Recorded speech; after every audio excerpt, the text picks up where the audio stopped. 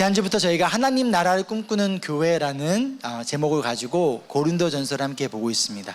고린도전서를 말씀을 통하여서 우리 교회가 나아갈 방향과 우리 교회 가운데 바뀌어야 될 부분이 있다면 또한 무엇인지를 함께 나누고자 합니다.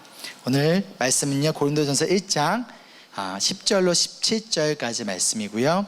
저희 교회는 한글은 세번역, 영어는 ESV 버전을 사용하고 있습니다. 먼저 10절 말씀 제가 읽도록 하겠습니다. 그런데 형제 자매 여러분, 나는 우리 주 예수 그리스도의 이름으로 여러분에게 권면합니다. 여러분은 모두 같은 말을 하며 여러분 가운데 분열이 없도록 하며 같은 마음과 같은 생각으로 뭉치십시오.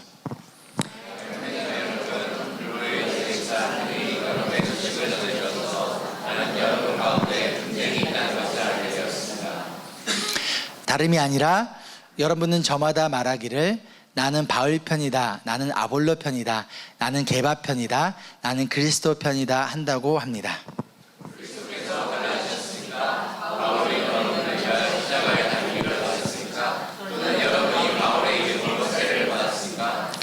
내가 여러분 가운데에서 그리스보와 가이오 밖에는 아무에게도 세례를 준 일이 없음을 하나님께 감사드립니다. 그러므로 아무도 나의 이름으로 세례를 받았다고 말하지 못할 것입니다.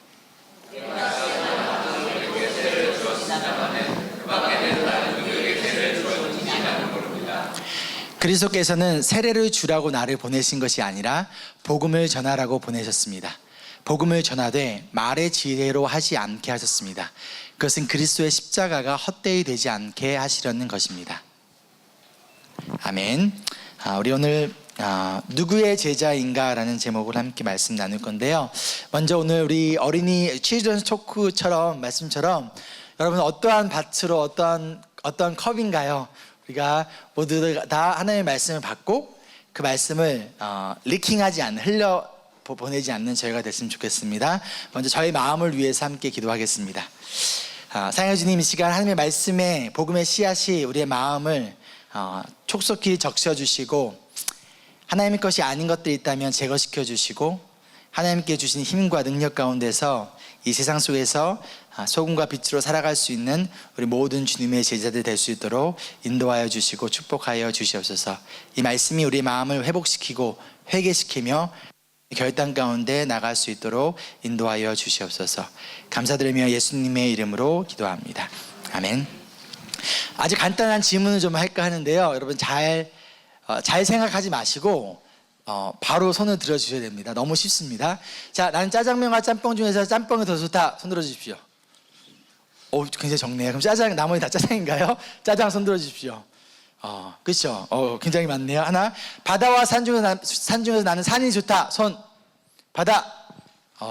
하나만 더. 호주와 한국 중에서 나는 호주가 더 좋다. 나는 한국이 더 좋다. 자, 저랑 이진강 도사님 중에서 제가 더 좋다.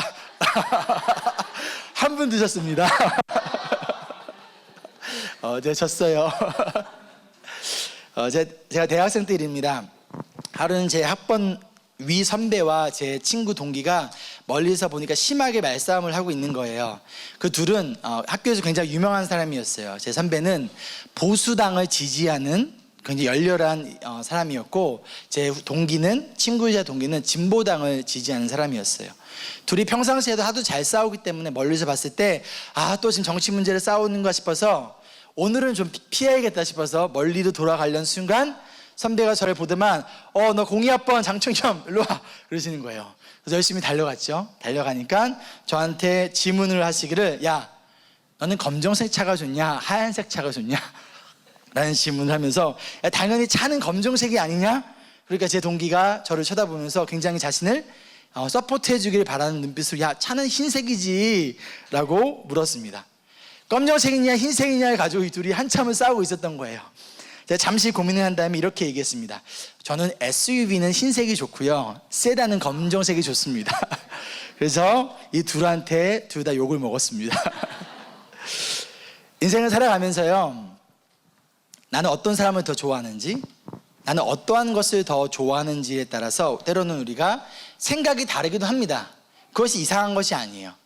그 가운데서 우리가 서로 나누어지기도 하고 심하면 그런 문제로 서로 다투고 싸우기까지 한다라는 것이죠.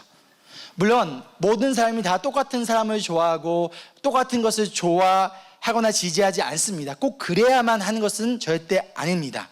분명 각자의 생각과 성향이 있기 때문에 우리는 다를 수밖에 없어요.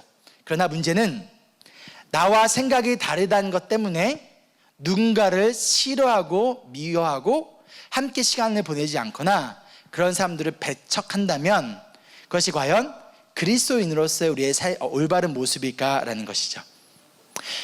그럼 왜 우리는 종종 생각과 뜻이 다른 사람들과 다투거나 싸우고 나아가서는 자기와 생각이 맞는 사람들끼리만 모이고 나와 생각이 다른 사람들하고는 우리가 왜 자주 만남을 피하거나 심하면 다투기를 할까요?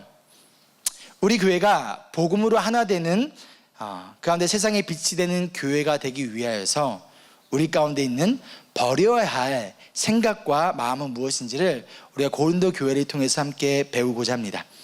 지난 시간에 고린도 교회의 여러 가지 문제점에 대해서 간단하게 설명을 드렸어요. 오늘은요, 고린도 교회가 가지고 있었던 문제 중에 가장 큰 문제이자 첫 번째 문제인 바로 분열에 대한 내용입니다. 왜 고린도 교회가 분열됐을까요? 바로 어떠한 리더를 내가 더 좋아하느냐, 어떠한 리더를 더 따르는가로 인하여서 교회가 나눠지고 분열이 되었다는 거예요. 우리 1장 12절 말씀 같이 읽어볼까요? 시작. 다름이 아니라 여러분은 저마다 말하기를 나는 바울 편이다, 나는 아볼로 편이다, 나는 게바 편이다, 나는 그리스도 편이다 한다고 합니다. 지금 누군가는 저는 바울 편이에요, 저는 아볼로 편이에요, 그래? 나는 베드로 편인데? 나는 그리스도 파야 라면서 지금 교회 안에 여러 가지 그룹으로 나눠져 있는 상황이라는 것이죠. 그러나 실질적으로는 사실 고린도 교회는 4개 파가 아니라 2개 파로 나눠져 있었습니다. 바울파와 아볼로파. 그러나 바울은 지금 예로서 그 당시 모두나 인정할 수 있는 최고의 영적 지도자였던 베드로의 이름을 집어넣고 당연히 예수님의 이름까지 집어넣으면서 여기서 말하는 게바란 베드로로 얘기합니다. 예수님의 이름까지 집어넣으면서 교회가 4가지로 나눠져서는 안 돼라고 이야기하고 있어요. 뒤로 가면 갈수록 베드로파와 그리스도파는 사라지고요, 바울파와 아볼로파에 대해서만 이제 앞으로 이야기를 하게 될 겁니다. 그럼 바울은 누구인가요? 아볼로는 누구일까요? 바울은 고린도 교회를 개척한, 쉽게 얘기해서 개척 목사입니다. 아볼로는요, 바울 후임으로 온 사람으로서 우리 사도행전 18장 24절부터의 말씀을 보면 아볼로는 굉장히 똑똑하고 부드럽고 논리 있게 얘기하면서 또한 굉장히 스마트한 사람으로서 이렇게 모습이 이야기하고 있습니다. 지금 바울이 고린도 교회를 떠나고 난 뒤에 아볼로가 오게 되었고요, 쉽게 얘기하면 지금 고린도 교회 안에 개척 목사파와 후임 목사파로 나누어져서 지금 서로가 대립하며 싸우고 있는 상황이 바로 고린도 교회의 문제라는 거예요. 여러분, 근데 어디서 많이 들어본 이야기 아닌가요? 오늘날 이런 모습들이 안타깝지만 많은 교회 안에서 있다라는 거예요. 고린도 교회뿐만 아니라 우리가 이름만 대면 알만한 교회들이 이러한 문제를 겪었더라면, 지금 이 순간 우리 교회는 그런 문제가 없지만 우리 교회도 이러한 문제를 겪지 않을 것이라고 확신할 수는 없다는 것이죠. 그러면 왜 이러한 문제가 생겼을까? 그 원인을 알고 그 원인을 해결해야 됩니다. 답을 먼저 이야기하자면 고린도 교회 성도들이 사람을 믿고 예수님을 믿고 예수님을 따른 것이 아니라 사람을 믿고 사람을 따랐기 때문이라는 거예요. 이들은 예수님을 따른 것이 아니라 자신들이 좋아하는 리더를 따랐습니다. 이들은 십자가의 복음을 좋아한 것이 아니라 설교자의 말과 스타일을 자신의 취향에 맞는 사람들을 따랐다는 거예요. 이들에게 중요한 것은 복음의 메시지인 예수 그리스도 그 자체가 아니라 그 메시지를 전달하는 전달자였다, 메신저였다는 거예요. 바울은요, 설교도 막 길게 하고요, 소리도 막 지르고요, 이런 터프한 설교자였다고 합니다. 반면에 아볼로는요, 굉장히 조용하고 부드럽고 논리적이고 이야기 잘하는 그런 똑똑한 설교자였다고 합니다. 굳이 좀 비교를 하자면 제가 좀 바울과 같은 스타일인 것 같아요. 그렇죠? 우리 지은 강도사님이 조금 아볼로 같은 스타일인 것 같아요. 우리 지은 강도사님 영어 이름이 존인데요, 앞으로는 아폴로스라 불러주시면 될 것 같습니다. 근데 중요한 것은 뭐냐면 지금 설교자의 스타일이 아니라는 거예요. 그 사람의 모습과 스타일이 아니라 설교자가 전달하는 그 메시지라는 거예요.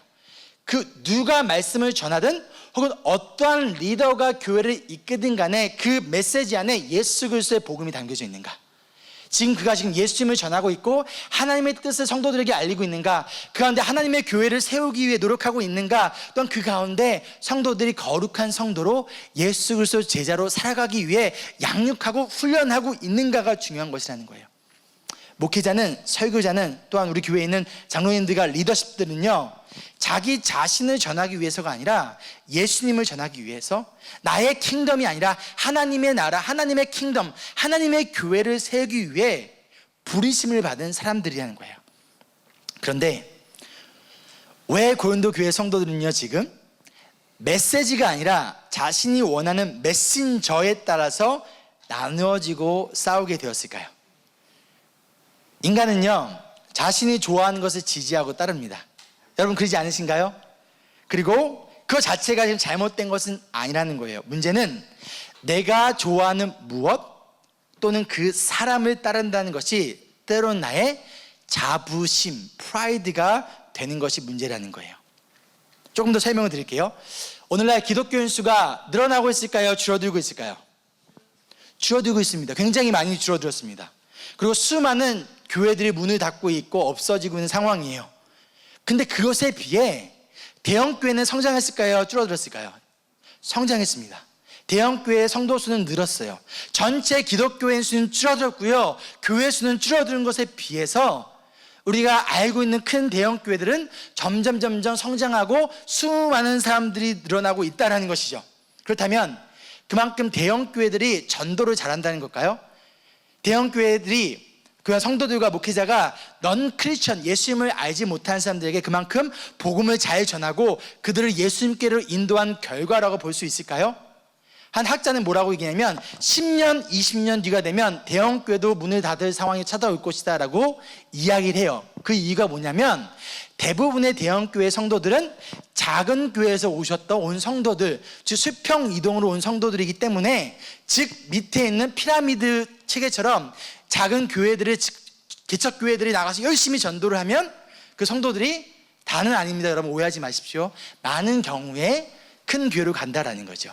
즉 밑에 작은 교회들이 사라짐을 통하여서 결국엔 대형교회도 줄어들 수밖에 없다라고 바라보고 있다는 거예요. 지금 문제가 무엇인가요? 지금 이미 예수님을 믿는 그리스도인들이요, 큰 교회나 유명한 목회자가 있는 교회로 옮기고 있다는 거예요. 여러 가지 이유가 있을 것입니다. 그 이유에 대해서 비난하고자 하는 것은 절대 아닙니다. 종종 한국에서 신앙생활을 하셨던 분들에게 제가 이렇게 여쭤봐요. 어떤 교회를 다니셨어요? 라고 했을 때 몇 가지 반응이 있는데요, 그 중에 첫 번째 반응은 이것입니다. 동네 작은 교회 다녔어요. 여러분도 들어보셨나요? 그렇죠? 그러고 나서 더 이상 아무런 이야기도 하지 않으십니다. 다른 분들께 여쭤보면 두 번째 반응은 이거예요. 누구나 알만한 큰 교회나 유명한 목회자가 있는 교회를 다니셨던 분들은 이렇게 얘기합니다. 땡땡 교회 아시죠? 땡땡땡 목사님 아시죠? 라면서 교회와 목회자 자랑을 하고요, 때로는 그 목사님과 내가 얼마나 친한가를 또한 나타내기도 합니다. 오해하지 마십시오. 여러분, 자신이 섬긴 교회와 목회자를 존경하고 좋은 얘기를 하는 거, 칭찬하는 거 당연한 일이고요, 칭찬받아야 할 일입니다. 그러니까요, 저희 교회와 저에 대한 좋은 이야기들 많이 해주시기를 주의 이름으로 간절히 부탁드립니다. 문제는요 이거예요. 어느새 성도인 우리가 예수님을 바라보는 것이 아니라 예수님을 전하는 사람을 바라보고 있다는 것이죠. 그래서 그 사람에 따라 내 신앙생활이 흔들린다는 거예요. 나아가 그 사람의 영향력이 내 삶에 너무 커져버리는 거예요. 문제가 생겼을 때 하나님께 나와 기도하는 것이 아니라 그 사람을 찾아가요. 그리고 그 사람이 말하는 것이 곧 하나님의 뜻이고 하나님의 말씀인 것처럼 그렇게 믿고 살아가기도 한다라는 거예요. 때로는 그 사람이 혹은 그 설교자가 전달하는 설교가 하나님 말씀과 반대되고 예수 그리스도를 전하지 않고 자신의 경험과 자신의 생각을 설교하며 자신을 드러내고 자신을 높임에도 불구하고 아멘하며 맹목적인 순종을 한다는 그것이 문제라는 것이죠. 어느새 마음속에 하나님이 예수님이 아니라 어떤 사람이 들어와 있어요. 그 사람이 이것의 주인으로 잡아 있는 것이죠. 이런 현상을 우리가 히어로 월십이라고 합니다. 어느새 예수님을 전하는 설교자가 혹은 목회자가 예수님 대신 나의 영웅이자 나의 우상이 되어버린 것이죠. 이것이 문제라는 거예요, 여러분. 우리는 누구인가요? 성도는 누구의 제자인가요? 누구를 따르는 사람입니까? 누구를 신뢰하는 사람입니까? 예수님인가요? 아니면 예수님을 전하는 사람인가요? 다시 한번 여쭤보겠습니다. 우리는 예수님을 전하는 사람을, 예수님을 따르는 사람입니까? 아니면 예수님을 전하는 사람을 따르는 사람입니까? 예수님을 따르는 사람입니다. 그리고 예수님을 전하는 사람도 따르는 사람이에요. 그냥 우선순위에 있어서 누구를 따른다? 예수님을 따르는 사람이다.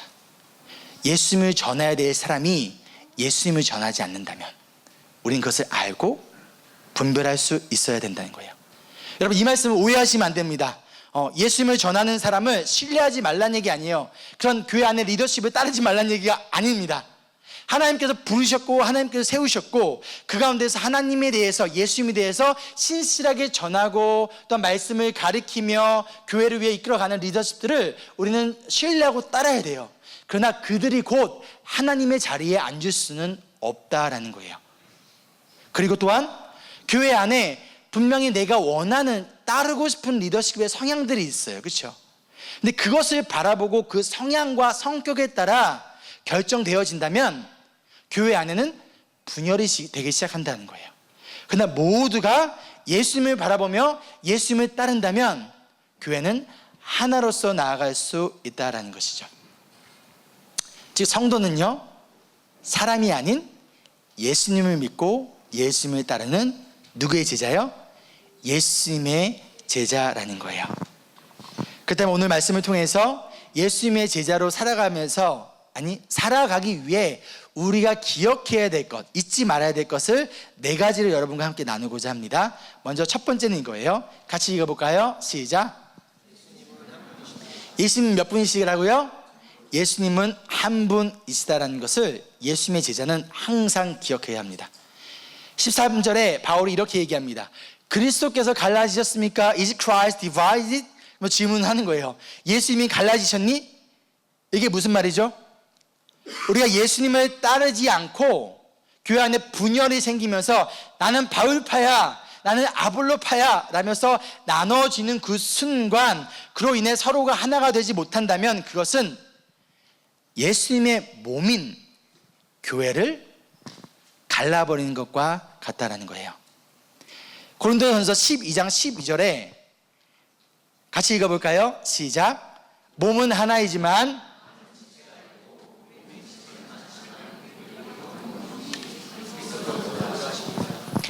우리가 항상 기억해야 될 것은 무엇이냐면 우리 모두가 예수님께 속해 있는 예수님의 몸이라는 거예요.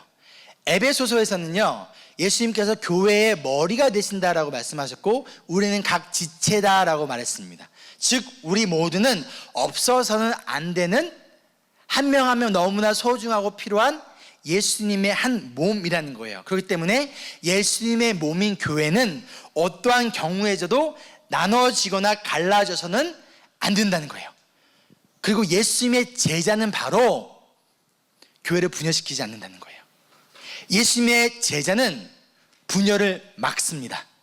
예수님의 제자는 내 생각과 내 뜻이 이루어지기 위해서, 즉 내가 원하는 대로 교회가 운영이 되고 내가 원하는 것이 이루어지기 위해서 예수님의 몸인 교회를 가르고 나누는 사람이 아니라 내 생각과 내 뜻을 내려놓고 예수님의 몸인 교회가 하나가 되기 위하여 어찌 보면 자신을 희생하는 사람이 바로 예수님의 참다운 제자라는 것이죠. 그리고 예수님의 몸인 교회가 하나가 되기 위해서 오늘 10절 말씀에서는 모두 같은 말을 하고 같은 마음과 같은 생각으로 어떻게 하라? 뭉치십시오 라고 이야기를 하고 있습니다. 즉 우리가 다른 말을 하고요, 다른 마음을 품고 다른 생각을 하게 되면 하나가 될 수 있을까요? 하나가 될 수 없어요. 결국엔 나눠지고 흩어질 수밖에 없다라는 거예요. 그럼 우리가 이런 질문을 해볼 수 있을 것 같습니다. 그럼 어떻게 우리가 아이들까지 다 하면 지금 200명인데 어떻게 우리가 다 같은 말을 하고 같은 마음을 품고 같은 생각을 가질 수 있습니까? 방법이 무엇입니까? 라고 했을 때 바로 같은 복음의 말씀을 듣고 대화한다는 거예요. 그 말씀 앞에 내 생각과 경험을 내려놓고 그 말씀 대신 예수님께 순종해 나아간다는 거예요. 모두가 지금 다른 경험과 다른 신앙의 백그라운드를 가지고 있고 다른 모든 어떤 생각을 가지고 있는 사람이 지금 하나의 말씀을 바라보며 우리의 생각과 뜻을 집중한다면 우리가 하나가 될 수 있다는 거예요. 저희 교회 등록교인이라면 주중 성경 공부에 꼭 참석하시라고 지난 2년 동안 제 생각에는 한 주도 빠짐없이 이야기한 것 같아요. 앞으로도 매주 그럴 겁니다. 그 이유는요, 믿음은 들음에서 나요. 그렇죠? 말씀을 듣고 배워야 우리의 믿음이 성장을 해요. 그리고 예수님의 몸인 교회가 하나가 되기 위해서예요. 주일 예배만 참석하는 사람과 성경 공부도 함께 참석하는 사람들이 처음에는 다르지 않은 것 같아요. 근데 시간이 지나면 어떻게 될까요? 달라지기 시작해요. 어느 순간 가끔만 같은 말을 다른 말을 하게 되고 다른 마음과 다른 생각을 품게 돼요. 그 이유가 뭐냐면 같은 말씀을 똑같이 배우지 못했기 때문에. 물론 주일 예배 통해서 듣죠. 그러나 누구는 더 많은 것을 배우다 보니까 어느 순간 차이가 생길 수밖에 없다라는 거예요. 그렇죠? 우리가 같은 말씀을 함께 배워야 같은 마음과 같은 생각을 가지고 무엇을 맺을 수 있는 거예요? 같은 열매를 맺을 수 있다는 것이죠. 우리 사랑하는 제자 여러분, 예수님의 제자로서 우리 교회의 하나됨을 지키십시다. 아멘. 그러기 위해서 우리 모두가 함께 같은 말씀을 배우고 같은 말을 하며 같은 마음과 생각을 가지고 같은 열매를 맺으며 나아가기를 간절히 소망합니다. 아멘. 두 번째 같이 읽겠습니다. 시작. 예수님이 여러분을 위해 죽으셨다. 예수님의 제자로서 여러분들이 꼭 기억해야 될 것. 누가 여러분을 위해 죽으셨어요? 예수님이라는 거예요. 제가 여러분을 위해서 죽었나요? 아니라는 거예요. 바울이 지금 이 얘기를 하고 있어요. 여러분을 위하여, 바울이 여러분을 위하여 십자가에 달리기라도 했습니까? 지금 바울이 이들에게, 자신의 고린도 성도들에게 기억해, 내가 너를 위해서 죽은 게 아니야. 아볼로가 너를 위해 죽은 게 아니야. 베드로가 너를 위해 죽은 게 아니야. 예수님이 너희를 구원하기 위해서 죽으셨고 예수님이 너희를 위하여서 십자가에 희생하신 분이야. 이 말을 다른 의미로 바라보면요, 이렇게도 얘기할 수 있을 것 같아요.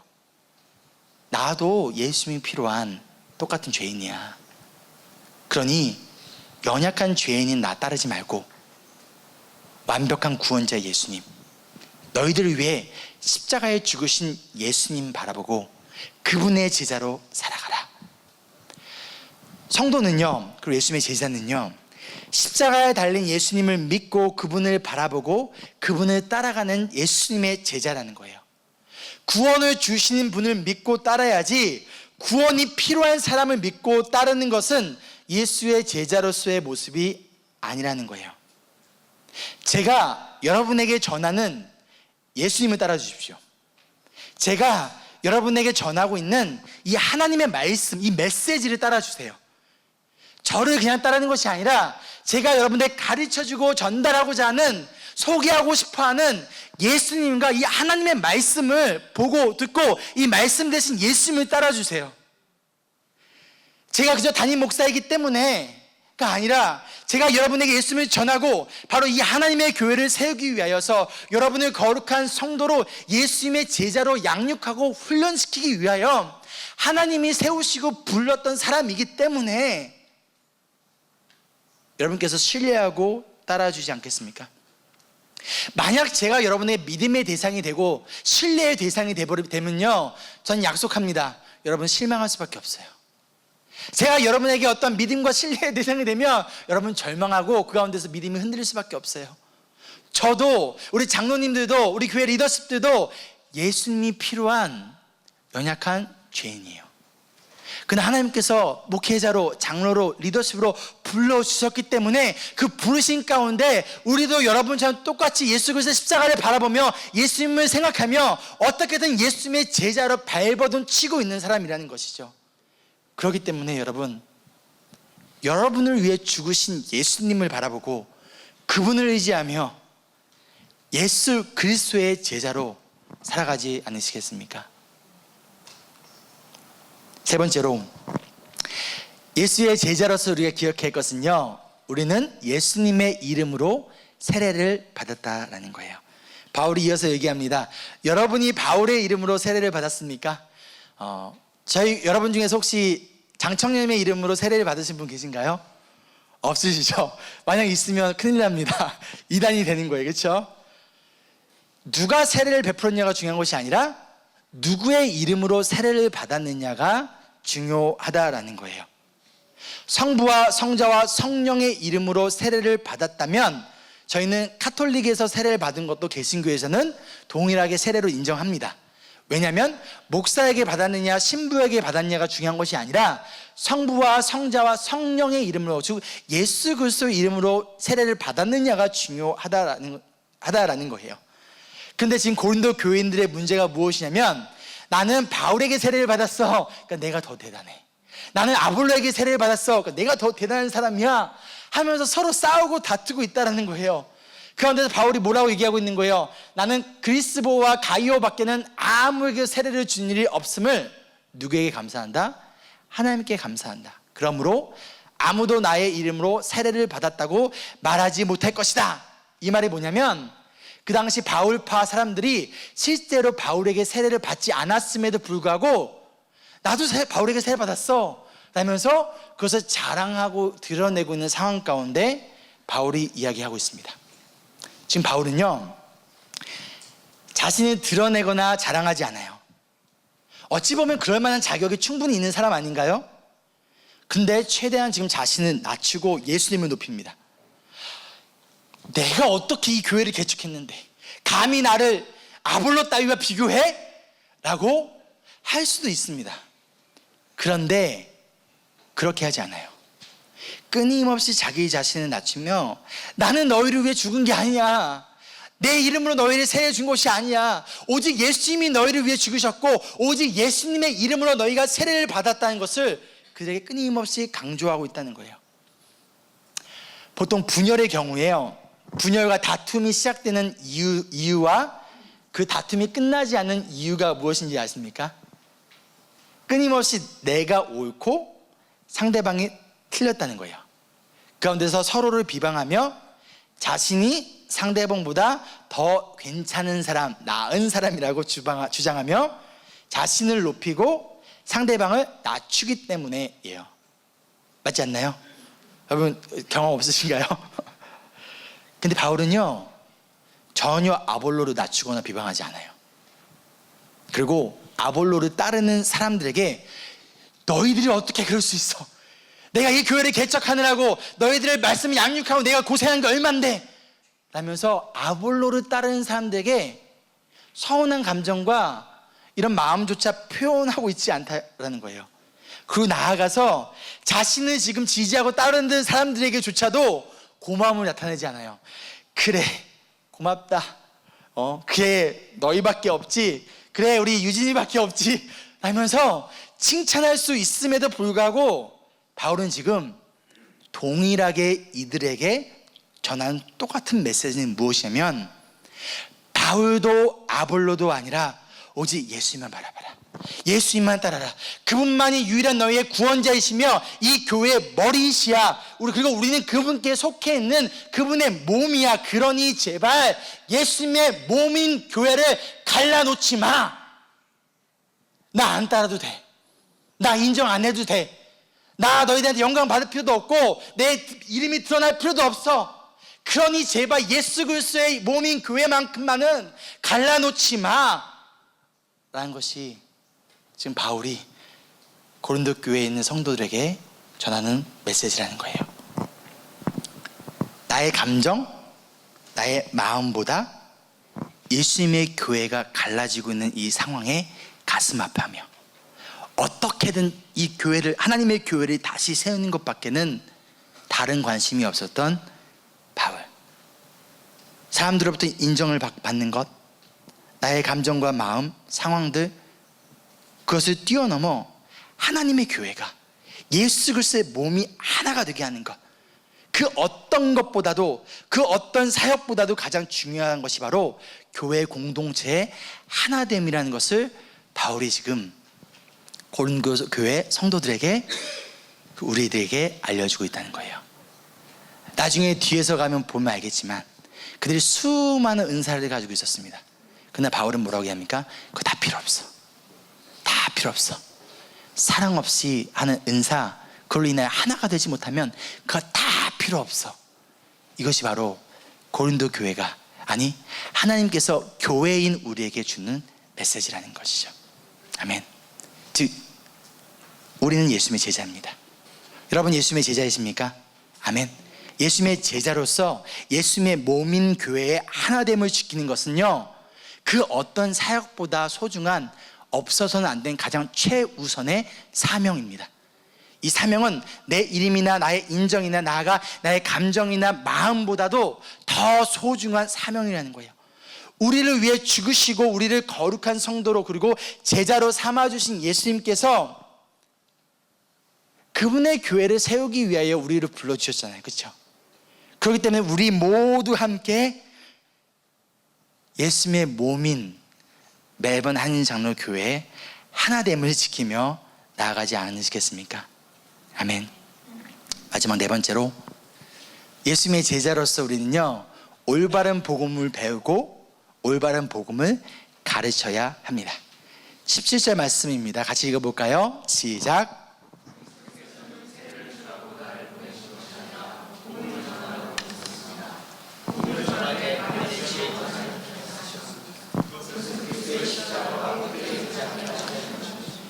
바울이 자신의 부르심에 대해서 이야기하고 있습니다. 세례를 주려고 부르신 것이 아니라 복음을 전하게 하기 위해 부르셨다는 거예요. 그렇다면 이 복음을 전하는 것, 이거 오직 사도 바울만의 부르심이라고 말할 수 있을까요? 오직 성령이 너에게 임하시면 권능을 받고 예루살렘과 유대와 사마리아 땅끝까지 이르러 내 증인이 되리라. 이 명령 누구에게 주신 건가요? 너희는 땅끝까지 가서 제자를 삼아 아버지의 이름과 아버지와 예수와 성령의 이름으로 세례를 베푸고 내가 가르쳐 지키게 한 모든 것을, 말씀을 그들에게 가르쳐 지키게 하라. 이 명령, 지상명령 누구에게 주신 건가요? 사도 바울에게만 주셨나요? 베드로에게만 주셨나요? 아니요, 이것은요 예수 그리스도의 이름으로 구원을 받은 모든 성도, 즉 우리 모두에게 동일하게 내어주신 명령이라는 거예요. 사명이라는 거예요. 하나님께서 우리를 구원하신 이유가, 목적이 무엇입니까? 죽어서 천국 보내기 위하여서? 아니에요. 이 땅에 하나님의 나라가 임하기 위하여서, 하나님의 뜻이 하늘에서 이루어진 것 같이 이 땅에 이루어지게 하기 위하여서 우리를 구원하시고 우리에게 복음을 맡겨주시고 복음을 가르치고 복음을 전하는 복음의 사명자로 불러주셨다는 거예요. 즉 예수님의 제자는, 성도는 곧 복음의 사명자입니다. 그렇기 때문에 성도의 삶에 있어서, 우리 교회의 사역에 있어서 최우선이 되어야 될 것도 마찬가지로 복음을 가르치고 복음을 전하는 것이어야 된다는 거예요. 로버트 컬먼이라는 신학자가 주님의 전도 계획이라는 책에서 이렇게 글을 썼습니다. 같이 한번 읽어볼까요? 시작. 교회의 성공 여부를 판단할 수 있는 기준은 등록 명부에 새로운 이름이 얼마나 많이 늘었는지나 예산의 규모가 얼마나 커졌는지가 아니라 얼마나 많은 그리스도인이 영혼들을 구원으로 인도하고 있고 또 그들을 훈련해 대중에게 복음을 전하게 하는 일을 얼마나 잘하고 있느냐 하는 것이다. 이 책을 보고 제가 한번 돌아봤습니다. 우리 교회를 돌아봤어요. 우리 감사하게도 새로 새 신자도 있었습니다. 그리고 교회가 사람도 늘었고요, 재정적으로도 2년 전보다는 늘었습니다. 그러나 과연 얼마나 우리 교회가, 그리고 우리가 그리스도인의 영혼, 많은 그리스도인의 영혼을 구원하기 위하여 믿지 않는 자들에게 찾아가 그들을 주님께로 얼마나 인도했을까? 또 우리 성도들을 얼마나 양육하고 훈련해서 여러분들이 복음을 전하는 자로서 훈련시켰는가? 라고 바라봤을 때 저는 되게 부끄러웠어요. 하나님 나를 이 교회에 보내주셨을 때 내가 이 자리에서 지난 2년간 과연 하나님 앞에 바라봤을 때 칭찬받을 것도 있겠죠. 그러나 과연 교회의 본질과 성도로서의 사명을 얼마만큼 가리키고 얼마만큼 훈련시키고 그것을 위해 달려나갔는가. 우리 교회가 이런 교회가 됐으면 좋겠습니다. 예수님을 믿지 않는 자들에게 찾아가고 그들을 교회로 인도하고, 또한 우리 모두가 복음을 가르치고 전할 수 있는 자로 양육하고 훈련되는 교회, 그 가운데 예수님의 지상 명령을 실행하는 교회가 바로 우리 교회와 여러분들이 되기를 소망합니다. 아멘. 로마서 1장 16절에 바울은 복음은 구원을 주는 하나님의 능력이라고 말씀합니다. 하나님의 능력이래요. 이 능력이라는 단어가 두나미스라는 헬라어인데요, 이것이 다이너마이트의 그 루트입니다. 즉 하나님의 능력은 어떠한 능력이라는 거예요? 다이너마이트와 폭탄 같은 능력이라는 거예요. 복음이 곧 구원을 주는 하나님의 능력이라고 말하고 있는데, 또한 예수 그리스도의 복음 이외에는 분명 구원받을 길이 없다라고 우리가 믿고 있는데, 그리고 우리 모두에게 복음을 다른 사람들에게 전해야 할 책임과 사명이 있다는 것을 우리가 알고 있는데, 그럼에도 우리가 복음을 전하기를 주저하거나 아니면 복음을 전하는 것은 나와 상관없는 일이야 라며 아예 관심조차 가지고 있지 않다라면 그 이유는 과연 무엇일까요? 첫째, 복음이 구원을 주는 하나님의 능력이라는 것을 나는 믿지 못하기 때문이에요. 둘째, 복음을 믿지 않으면 지옥에 갈 수 있다는 것을 내가 믿지 않기 때문이에요. 에이, 설마 하나님이 지옥에 보내실까? 에이. 셋째, 나는 이미 구원을 받았기 때문에 나와는 상관없는 일이야. 1, 2, 3번 중에서 어떤 것이 여러분의 마음에 더 가장 다가오십니까? 찰스 스퍼전이라는 목회자이자 신학자에게 한 학생이 수업이 끝나고 나서 찾아가 이렇게 질문을 했다고 합니다. 목사님, 만약 복음에 관해 한 번도 들어보지 못한 사람도 구원을 받을 수 있습니까? 만약 복음을 듣지 못한 자가 지옥에 간다면 그건 불공평한 거 아닌가요? 이 학생에게 스펄전은 이렇게 대답했답니다. 매우 난처한 질문이군, 학생. 그러나 그보다는 복음을 알고 있으면서 복음을 알지 못한 자들에게 복음을 전하려는 노력조차 기울이지 않는 사람들이 과연 진정으로 구원을 받은 자인가가 올바른 질문이 아닐까라고 학생에게 대답을 했다고 합니다. 구원은요, 하나님께 속한 일입니다. 여러분 믿으십니까? 아멘. 그러나 그것이 우리가 복음을 전하지 않아도 되는 이유나 핑계가 될 수는 없다는 거예요.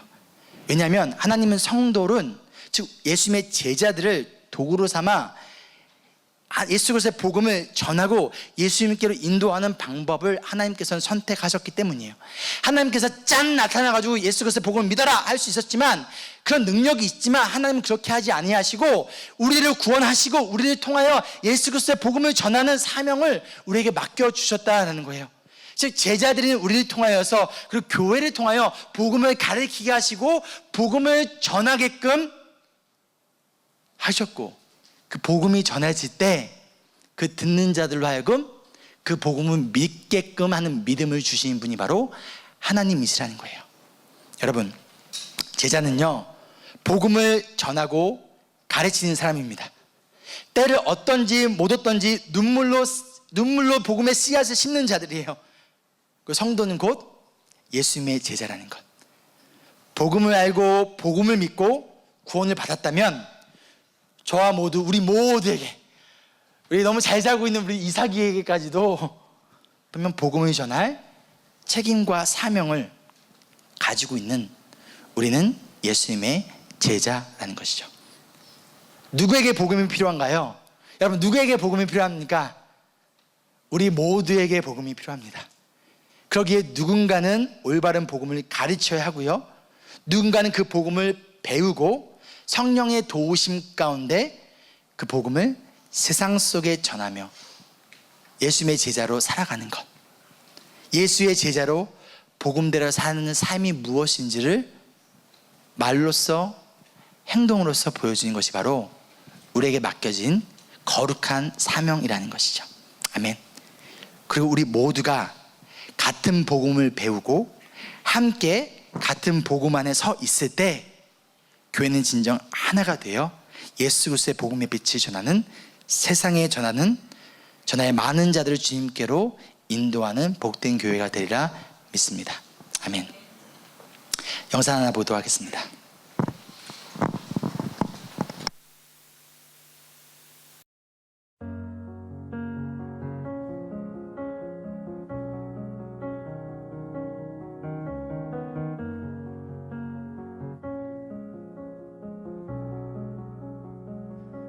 숨기는 게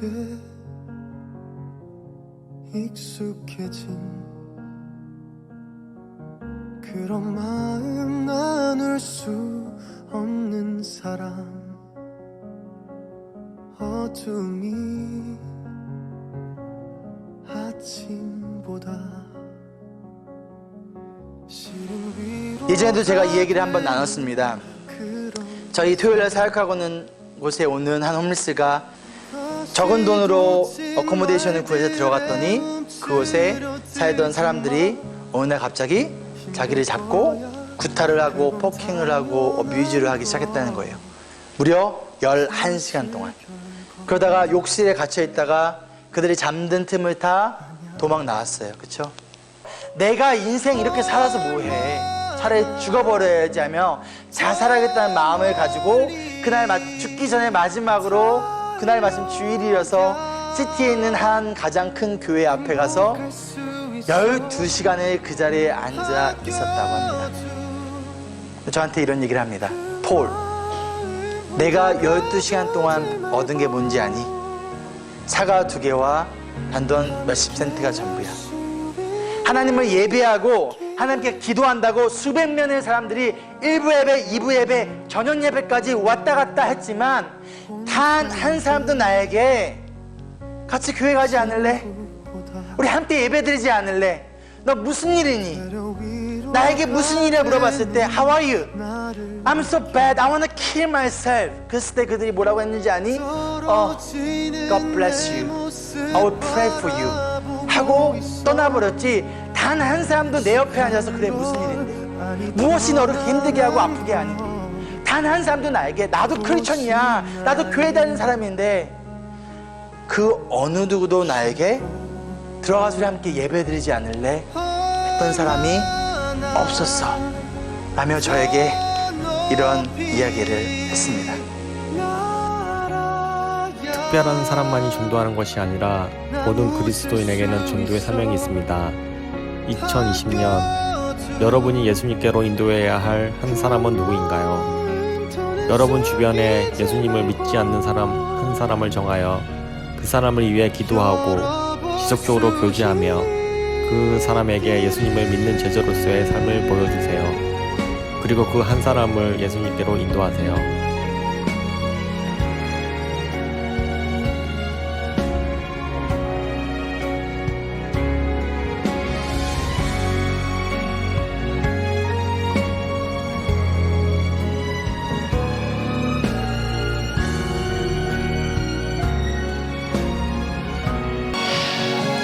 광고에서 들으셨다시피 우리가 한 사람 캠페인을 합니다. 당신의 한 사람은 누구인가요?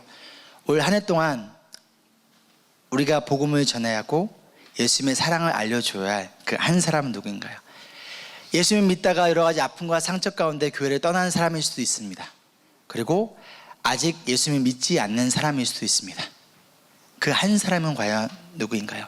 예수님이 간절히 찾고 있는 잃어버린 양 한 마리, 우리에게 주신, 우리가 함께 찾기를 원하는 그 한 사람, 그들에게 복음을 전하고 예수님께로 인도하는 2020년 함께 걸어가지 않으시겠습니까? 내가 전도를 잘하느냐 못하느냐의 문제가 아니에요. 저는 말주변이 없어요. 저는 전도의 은사가 없어요. 나에게 전도의 은사가 있느냐 없느냐의 문제가 아니라, 내 말을 잘하느냐 못하느냐의 문제가 아니라, 예수님께서 주신 이 명령에 순종하느냐 불순종하느냐의 문제일 뿐입니다. 우리에게 주어진 역할은요, 누군가를 구원을 주는 게 우리가 아니에요. We are not savior. 우리는 진정한 세이비어 구원자 되신 예수님을 알려주는 거예요. 그분께 초대해 주는 거예요. 그 가운데 제자로서의 삶을 보여주고 함께 살아가는 거예요. 왜 많은 이들이 교회 오지 않을까요? 왜냐하면 믿는 자의 삶이 다르지 않아서예요. 똑같은 것에 똑같이 흥분하고 똑같은 것에 똑같이 갈구하고 전혀 다르지 않는, 본이 되지 않는 삶의 모습을 바라볼 때 내가 왜 굳이 예수님을 믿어야 돼요? 때로는 우리의 제자답지 못한 삶이 곧 하나님께서 간절히 찾고 있는 이 잃어버린 양, 하나님께서 구원을 베풀기 원하고 기다리고 있는 어린 양을 우리의 삶의 모습을 통해서, 거룩하지 않은 모습을 통하여 가로막지는 않는가 돌아봤으면 좋겠습니다. 그 가운데 우리가 주님 앞에 먼저 거룩한 제자로 거듭나는 2020년 되기를 소망합니다. 아멘. 말씀을 마치면, 성도는요 예수의 제자입니다. 한번 다시 한번 읽어볼까요? 같이 읽을까요? 시작. 이렇게 다시 한번 읽어볼게요. 나는 예수님의 제자입니다. 예수님을 바라보고 예수님을 따르는 예수의 제자입니다. 예수님의 제자는요, 예수님의 몸인 교회가 갈라지거나 나뉘어지게 하는 것이 아니라 교회의 하나됨을 위하여 자신을 헌신하는 자예요. 예수님이 우리를 구원하기 위하여서 하나님과 우리 사이의 그 갈라진 관계를 회복시키기 위하여 자신의 몸을 거룩한 산 제물로 주셨던 것처럼, 우리도 성도와 성도 사이의 갈라진 관계를 교회의 하나됨을 위하여서 나의 생각과 나의 뜻을 내려놓고 나의 모든 것을 희생하며 거룩한 산 제물로 드리며 나아갈 때 교회는 하나가 될 수 있습니다. 그리고 제자는 복음을 전하는 자입니다. 복음을 알고 복음을 부끄러워하지 않고 이 복음이 구원을 주는 하나님의 능력이라는 것을 믿고 기억하며 내 주어진 삶 가운데 복음을 아는 제자로서의 삶을 살아가기를 축복합니다. 그런데 여러분의 입술을 통하여, 여러분의 삶을 통하여 한 사람 2020년 5월이 될 수도 있어요, 7월이 될 수 있어요, 12월이 될 수 있어요. 언제일지 모르겠습니다. 그러나 언제가 됐든 끊임없이 기도하는 거예요. 하나님, 이 사람 구원의 은혜를 베풀어 주세요. 그 사람을 만나는 거예요. 그 가운데 사랑과 은혜를 베풀어 주는 거예요. 그들을 위해 기도하며 그들을 주님께로 인도하는 진정한 제자의 삶 걸어가기를 주의 이름으로 축복합니다. 아멘. 예수의 제자로서 복음으로 하나가 되기 위한 제가 4가지를 좀 제안을 드릴까 합니다. 여러분 따라 주시겠습니까? 여러분 따라 주시겠습니까? 아멘. 감사합니다. 첫 번째, 친하고 가까운 사람들끼리만 너무 자주 모이지 마시고요, 다른 사람들과도 교제를 좀 나눠주세요. 왜 가까운 사람들끼리만 모이다 보면 그게 어느 순간 그것이 하나의 그룹이 되어 보여요. 거기에 누군가가 들어가기가 힘들어요. 어느 순간 자연스럽게 나눠지게 됩니다. 여러분, 잘 모르는 사람, 가깝지 않은 사람하고도 여러분 교제 나눠주시기 바랍니다. 두 번째, 교제 가운데 교회나 성도들에 대한 비난과 가십은 절대 삼가해 주시기 바랍니다. 알겠죠? 이것은 곧 예수님의 몸을 갈라놓는 일이에요. 세 번째, 주일 식사 시간에 평소 잘 알지 못하는 사람과 함께 식사 교제를 나눠주시지 않겠습니까? 무슨 말을 할지 잘 몰라서요, 제가 무슨 말 할지 모르면 제가 가르쳐 드릴게요. 저를 따라해 보십시오. 마음이 어떠세요? 그러면 돼요. 이렇게 마음이 어떠세요, 성도님? 이번 주 마음이 어떠셨어요? 그러면 아마 1시간도 이야기할 겁니다. 네 번째, 주중 성역 공부에 여러분 적극적으로 참여해 주시기 바랍니다. 생각과 뜻과 문화가 달라도요, 같은 말씀을 배우면 그 가운데 그 말씀의 나눔을 통하여서 성령 안에 하나가 되는 거예요. 그것이 성령님께서 우리를 하나게 해주시는 것, 말씀을 통해서라는 걸 기억하며 주일 성경 공부에 여러분들 최선을 다해 참석해 주시고요, 그 가운데 서로가 하나 되어 나아가는 우리 교회가 되기를 주의 이름으로 간절히 소망합니다. 아멘. 함께 기도할까요? 이 시간 기도할 때 이 3가지 기도 제목을 위해서 기도했으면 좋겠어요. 하나님, 예수님을 믿고 따르는 신실한 제자가 되게 도와주세요. 교회의 하나됨을 위해 나를 사용해 주시옵소서. 내가 복음을 전해야 할 사람은 누구인가? 복음을 전하는 자로 사용하여 주시옵소서. 이제 우리 함께 기도하며 나가겠습니다. 기도합니다.